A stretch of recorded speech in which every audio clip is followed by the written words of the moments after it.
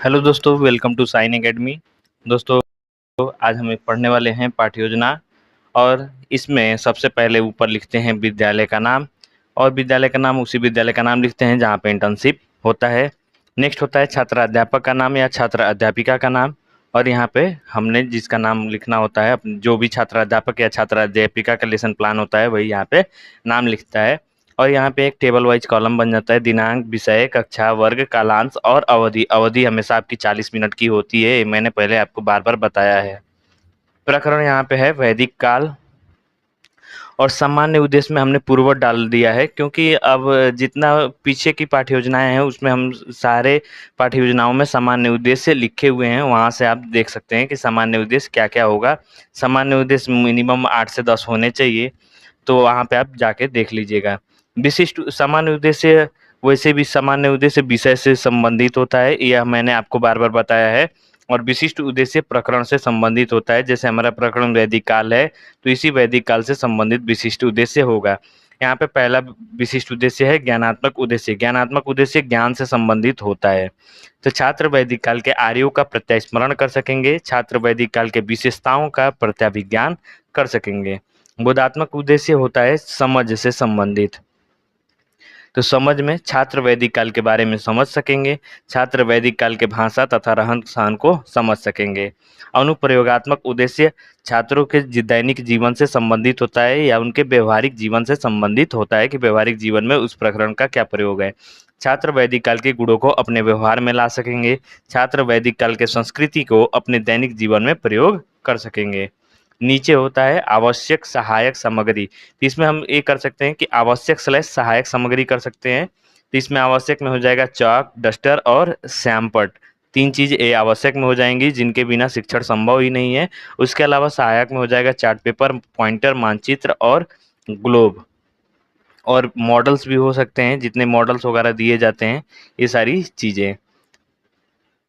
पूर्व ज्ञान में हम लिखेंगे छात्र वैदिक काल के बारे में सामान्य जानकारी रखते हैं। नेक्स्ट आता है पाठ प्रस्तावना प्रश्न, यानी कि इंट्रोडक्टरी क्वेश्चंस, इंट्रोडक्शन स्किल के क्वेश्चंस। इसमें 3 कॉलम है, क्रम संख्या, छात्र अध्यापक कथन या छात्र अध्यापिका कथन, और छात्र या छात्रा कथन।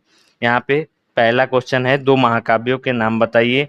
तो सबको पता है कि रामायण और महाभारत। 2 महाकाव्यों के नाम में क्या हो जाएंगे, रामायण और महाभारत। रामायण की रचना किसने की, वाल्मीकि ने। वाल्मीकि किस काल के ऋषि थे, वैदिक काल के। वैदिक काल के बारे में आप क्या समझते हैं, तो यहाँ पे हमारा समस्यात्मक हो जाएगा। 4 प्रश्न में अगर समस्यात्मक आ गया तो बहुत ज़्यादा अच्छा होता है, नहीं तो हम 5वें क्वेश्चन पे समस्यात्मक ला लेते हैं और 5 क्वेश्चन से अधिक नहीं करते हैं। जैसे ही हमारा समस्यात्मक आता है तो यहाँ पे जो जो हमारा वैदिक काल आया है, इस समस्यात्मक वाले क्वेश्चन में यहाँ पे प्रकरण आना चाहिए, तब जाके प्रकरण निकलता है। और यहाँ पे हम लिख कहते हैं उद्देश्य कथन करते हुए कि छात्रों, आज हम सभी वैदिक काल के बारे में विस्तृत अध्ययन करेंगे, और ये कहते हुए हम प्रकरण को श्यामपट्ट पर लिखते हैं। आदर्श पाठ प्रस्तुतिकरण, यानी कि presentation of ideal lesson plan. क्रम संख्या, शिक्षण बिंदु, छात्र अध्यापक कथन या छात्र अध्यापिका कथन, छात्र या छात्रा कथन और श्यामपट्ट कार्य। इस तरह के 4 कॉलम होते हैं। और यहाँ पे कुछ विकासात्मक प्रश्न होंगे। वाल्मीकि किस काल के ऋषि थे, वैदिक काल। वैदिक काल के बारे में आप क्या जानते हैं, समस्यात्मक। यहाँ पे पहला पहला जो शिक्षण बिंदु होगा वह होगा वैदिक काल। और यहाँ पे हम स्पष्टीकरण लिखते हैं, वैदिक काल से तात्पर्य उस युग से है जिसका ज्ञान वैदिक साहित्य से होता है। वेदों से हमें आर्यों की राजनीतिक व्यवस्था, समाज, धर्म, कला इत्यादि के जानकारी मिलती है, इसलिए वैदिक सभ्यता को आर्य सभ्यता भी कहते हैं। आर्य का अर्थ होता है श्रेष्ठ या उत्तम। प्रायः यह माना जाता है कि हड़प्पा सभ्यता के अवसान के बाद वैदिक संस्कृति का विकास हुआ। प्रारंभ में आर्य इधर उधर घूमते रहते थे, वे कबीलों में रहते थे। आर्य गाय, बैल, घोड़ा आदि पशुओं को पालते थे। चारा, पानी तथा उपजाऊ भूमि की तलाश में वे एक स्थान से दूसरे स्थान तक जाते रहते थे। जहाँ चारा तथा उपजाऊ भूमि मिलती थी वे वहीं बस जाते थे। इस प्रकार आर्य समूह में आए और नए नए स्थानों पर बसते गए। लगभग 1200 ईसा पूर्व से 1000 ईसा पूर्व तक आर्य सिंधु, सतलज, व्यास और सरस्वती नदी के किनारे पर बस गए। और यहाँ पे हम छात्र छात्रा वाले कलम में लिखते हैं कि छात्र छात्रा कथन को ध्यानपूर्वक सुनेंगे या सुनते हैं। और श्यामपट्ट कार्य में जो भी हमें श्यामपट्ट कार्य करना होता है, जो भी मेन बिंदुएं होती हैं उसको हम लिखते हैं।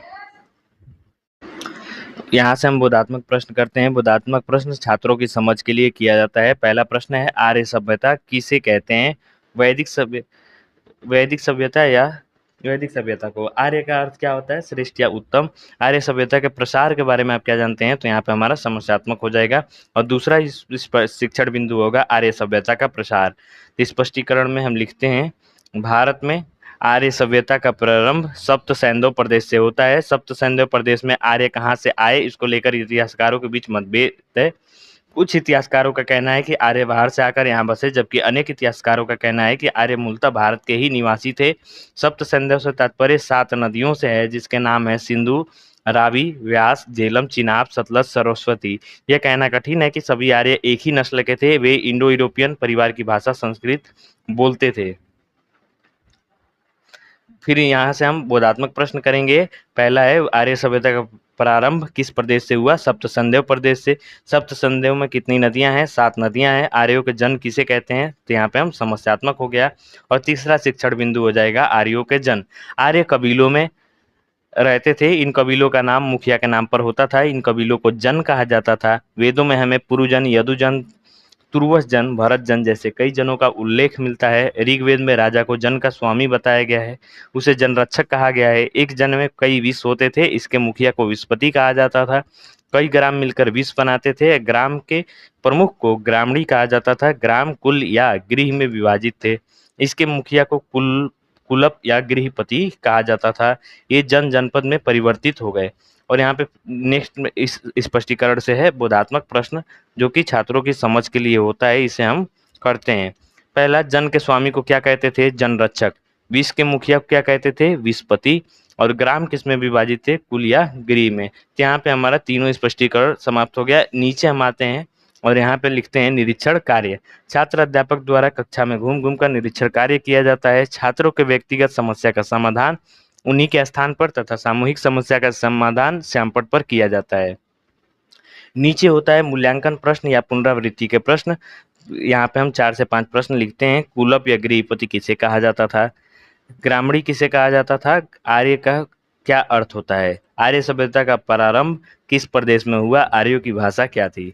गृह कार्य में छात्रों आप सभी आर्यों से संबंधित सप्त सैंधव नदियों को मानचित्र पर दर्शाकर लाएंगे। सुझाव आलोचना में यहाँ पे फीडबैक होता है जो हमारे पर्यवेक्षक द्वारा मिलता है, और यहाँ पे नीचे होता है पर्यवेक्षक हस्ताक्षर। तो दोस्तों, कैसी लगी क्लास? अगर अच्छी लगी तो प्लीज़ लाइक कीजिए, शेयर कीजिए और सब्सक्राइब कीजिए। धन्यवाद।